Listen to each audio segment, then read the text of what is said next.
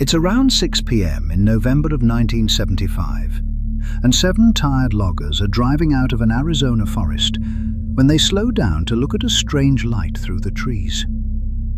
As the object comes into view, they realize they are staring at something out of this world. Then Travis Walton steps out of the truck and walks toward the craft. When he gets too close, a beam of blue-green light blasts him backward through the air and into one of history's most intriguing CE4 cases.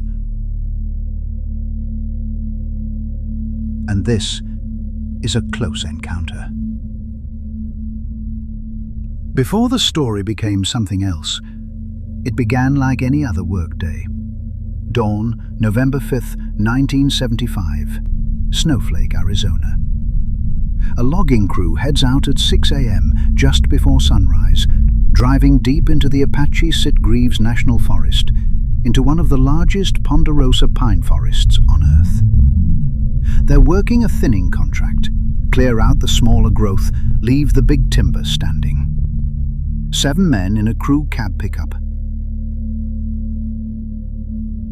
Mike Rogers is behind the wheel. Kenneth Peterson sits in the middle, glasses catching the early light. On the passenger side, Travis Walton looks out into the trees. Behind them, 4 more men ride shoulder to shoulder. Dwayne Smith, John Goulet, Steve Pierce, and Alan Dalis. Quiet, half awake, settling into another day. The road carries them through the forest to their work site, a ridge near Turkey Springs. Most of the thinning has already been done. Their task is to cut up the fallen trees and pile the wood for controlled burns during the wet season. They're a little behind on the contract and have been putting in long days to catch up. At 6 p.m., the workday is called. The men come in from their areas and begin packing up their gear into the back of the truck. Then they pile in. Same seats, same order. In the back, the windows crack open. 1 cigarette lights, then another. 4 glowing embers drifting through the cab as smoke trails out into the cooling air. Mike Rogers starts the truck, and soon they're back onto the forest road, a drive they've made many times. No one is expecting anything different. Then, off to the right side of the road, through the trees, they see a light. It wasn't moving through the forest, it was already there. At first, the glow off to the right side of the road does not seem impossible. It could be moonlight in the branches, the last trace of evening caught low between the trees, maybe even some distant camp or vehicle where no camp or vehicle should be. But the moon is behind them, and this light is holding still. The truck keeps moving. The angle changes. The trees thin just enough, and then the source comes into view all at once. Hovering above the cut timber in the clearing is a disc-shaped craft, lit by its own yellow-orange glow, suspended off the ground in complete silence. Not drifting, not descending, not turning. Just there. Mike Rogers slows the truck to a stop, and for a moment, 7 tired working men sit motionless in the cab, staring at something none of them can fit into the ordinary world they had been driving through only seconds before. It wasn't just a light anymore. It was a machine. Now that they are closer, the shape is unmistakable. The object is maybe 20 feet across, thick through the middle, with a look Travis would later describe as 2 giant pie pans pressed lip to lip. There is a slight dome on top, faint panel-like sections around the hull, and no visible windows, no markings, no landing gear, and no sign of how anything that size is hanging in the air over a slash pile in the middle of the forest. The glow coming off it spreads softly through the clearing, catching bark, branches, cut logs, and the side of the truck. But the craft itself gives them almost nothing in return. No engine sound, no rush of air, no mechanical clatter. only silence. And before any of them can turn that sight into a plan, Travis Walton opens the door. Everyone stayed in the truck, except Travis Walton. He drops to the ground and starts toward the clearing before the others can do more than shout after him. The voices come fast, telling him to stop, telling him to get back in the truck, telling him not to go any closer. But he keeps walking. He moves toward the object with the fixed attention of someone being pulled forward by shock, curiosity, and the impossible fact of what is hanging in front of him. From the cab, the others watch him cross the clearing and step fully into the light coming off the underside of the craft. Then the sound begins. Low at first, mechanical, more vibration than noise. It builds as Travis gets closer, deep enough that Mike Rogers can feel it through the steering wheel. The yellow-orange glow begins to shift colder, hardening into blue-green light that spreads across the clearing, the trees, the road, and the truck itself, until the whole forest seems charged. Still, Travis keeps going. He gets close enough to stand almost directly beneath it, and then the craft reacts. The light didn't just shine on him, it hit him. The glow under the craft suddenly tightens, concentrating into a brighter, harder point, and then a blue-green burst shoots downward and strikes Travis in the chest. It hits with force. His body lifts and snaps backward through the air, as if a tremendous electrical charge has gone through him, throwing him hard enough that everyone in the truck understands at once that this is no harmless beam and no passive contact. He lands on the ground and does not move. From the truck, it looks final. Whatever wonder had existed in that clearing disappears instantly. Fear takes its place. They didn't stop to decide. They ran from it. The truck erupts in shouting. Mike throws it into gear and floors it. Tires bite dirt. The clearing drops behind them.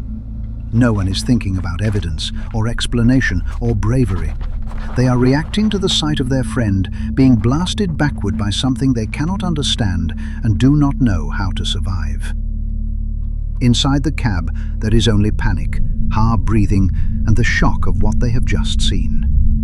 They drive nearly a mile before that first surge of terror gives way to something heavier. Guilt. Because whatever happened back there, Travis is still lying in that clearing. Mike slams on the brakes. The truck stops hard, and almost as one, they know they have to go back. When they turned back, the night got stranger. They spin the truck around and head back down the same forest road, every man looking ahead now for some version of the world that still makes sense. Maybe Travis is injured. Maybe the object is gone. Maybe he is still there. As they head back toward the site, Mike sees a light moving away from the area at high speed and calls it out to the others. Then they reach the clearing. The craft is gone. And so is Travis Walton. They jump out and search immediately, flashlights cutting through the dark as they call his name and move through the timber pile and the surrounding trees, looking for a body, for tracks, for disturbed earth, for some sign that a man was struck, thrown, and then somehow removed. They find nothing. The place where terror erupted only minutes earlier is now still and empty, as if the forest has swallowed the event whole. By the time they reached town, it wasn't just an encounter, it was a disappearance. That night, the 6 men go to the sheriff and report what they say happened on the road out of Turkey Springs. A hovering craft, a beam of light. Travis struck and thrown backward. The object gone. Travis gone. But once the story leaves the forest, it changes shape. To the people hearing it for the first time, the immediate fact is not a craft in the woods. It is a missing man. 6 men came back. 1 did not. And so the event moves from shock into procedure. Questions begin. Search plans are made. The night closes around the clearing, and Travis Walton, who had been visible to all of them a short time earlier, is now simply gone. If he was still in those woods, the cold was already closing in. The search begins fast and expands over the next several days. Men move through the forest on foot. Dogs are brought in. Helicopters sweep overhead. Roads, ridges and cuttings are checked again and again. The conditions are brutal. At night, the temperature drops to around 8 degrees. In that cold, an injured man without shelter would not be expected to last long. And yet nothing is found. No body, no blood, no clothing. No sign that Travis crawled away or was carried away. Day after day, the forest gives nothing back, and the absence becomes stranger with every passing hour, because under those conditions, a missing man should have been found one way or another. Then, on the 5th night, everything changes. 5 days later, Travis Walton calls home. The call comes from Heber, Arizona. Travis is alive. His voice is weak, frightened, and confused as he tells his family where he is and asks them to come get him. When they arrive, they find him shaken, dehydrated, thinner than before, and in no state to explain clearly where he has been. He does not look like a man coming in from an ordinary absence. He looks like someone returned from an ordeal. And stranger still, he believes only a few hours have passed since the moment in the clearing when the light hit him and threw him backward. But it has not been a few hours. It has been 5 days and 6 hours. His body came back before his explanation did. Doctors examine him and find what his appearance has already suggested. Travis is severely dehydrated, has lost weight, and shows the physical signs of a body that has gone without proper food and water for days. No drugs are found in his system, no alcohol. But there is also a puncture mark inside his right elbow, like the trace of an insertion that does not fit neatly into the story of a man wandering cold and alone through the woods. More noticeable than any single mark, though, is his state of mind. He is shaken, exhausted, struggling to orient himself inside a timeline that no longer matches his own experience. At first, he is not ready to say much. Then, as the shock begins to loosen its grip, he starts to describe what he remembers. And what he remembers does not begin in the forest. When he opened his eyes, the trees were gone. Travis says he regained consciousness lying on a table under a bright light in an enclosed room that felt warm, close, and unfamiliar. At first, he thought he was in a hospital. That was the nearest explanation available to him in a state of pain and confusion. He could barely breathe, his body hurt, and the light above him felt clinical enough that his mind reached for the only ordinary category it could. Then his vision cleared. The figures around him were not doctors. They were small beings with pale skin, oversized heads, and enormous brown eyes that immediately separated them from anything human. They wore seamless orange-brown garments and moved without speech, without the familiar sounds and gestures that would have made their presence easier to understand. Whatever room Travis had awakened in, it was not a hospital. And whatever was leaning over him had not come from the forest around Snowflake. His fear arrives instantly. So does his instinct to fight. He didn't submit to them. He fought back. Within reach is a clear, tube-like object, something rigid enough to be used as a weapon if he can make it one. And Travis grabs it with the urgency of a man who has awakened in captivity and does not intend to remain passive inside it. He tries to break it. It will not shatter. So he raises it as it is and turns on the beings around him, doing the one thing a frightened human being can still do in a situation he cannot understand. He fights for space. And the beings do something he does not expect. They retreat. One by one, They back away and leave the room entirely, without speech and without any immediate attempt to restrain him further. The room is his for a moment. The doorway is open, and beyond that doorway lies the interior of the place that has taken him. What he found next did not feel like captivity. It felt like somewhere else. Travis moves into a curved corridor and follows it deeper, searching for a way out, only to enter a chamber unlike the room in which he awakened. Inside is a single chair set before controls, a lever, buttons, a screen. But it is the wall, or what should be the wall, that changes the meaning of everything. As he approaches, the surface darkens and the room seems to open into stars. Space itself appears around him, not as a distant view through a normal window, but as if the craft's boundary has ceased to behave like a boundary at all. He can see the cosmos. He touches the controls. The stars respond. And in that instant, the experience changes from terror into something even more destabilizing, because Travis Walton no longer feels as though he is merely inside a craft. He feels as though he is no longer on Earth. Then he hears footsteps behind him, and the next beings he encounters are not like the first. The small beings were not alone. A taller figure enters the room, human in appearance where the others were not. Blonde, proportioned like a man, wearing a blue suit and a clear helmet, moving with a calm assurance that makes the encounter feel even more organized than it already has. This figure does not answer Travis's questions. He does not speak, but neither is he overtly hostile. He takes Travis by the arm and leads him through the craft, where other human-looking figures are visible, all moving with the same quiet purpose, as though everyone but Travis understands what is happening and what comes next.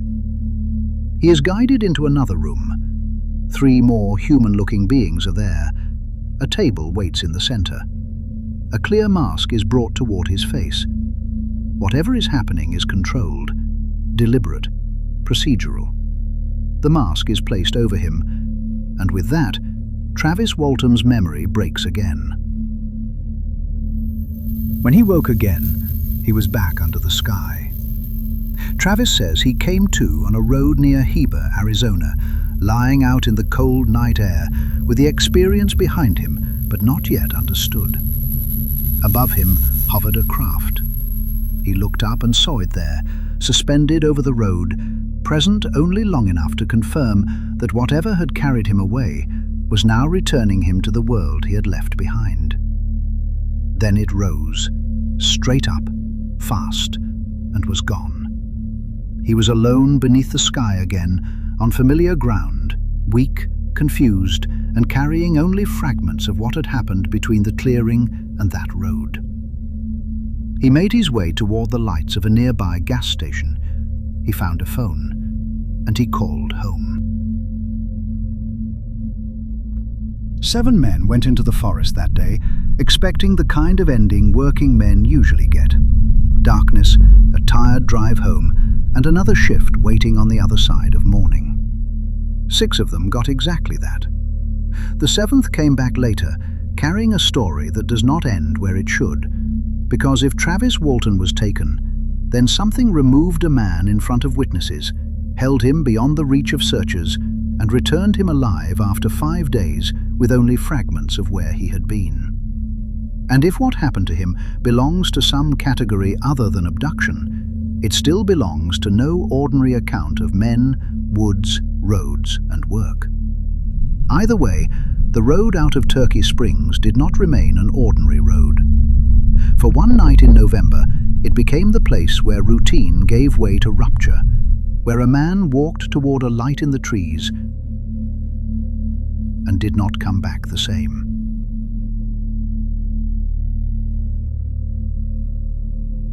And this is a close encounter.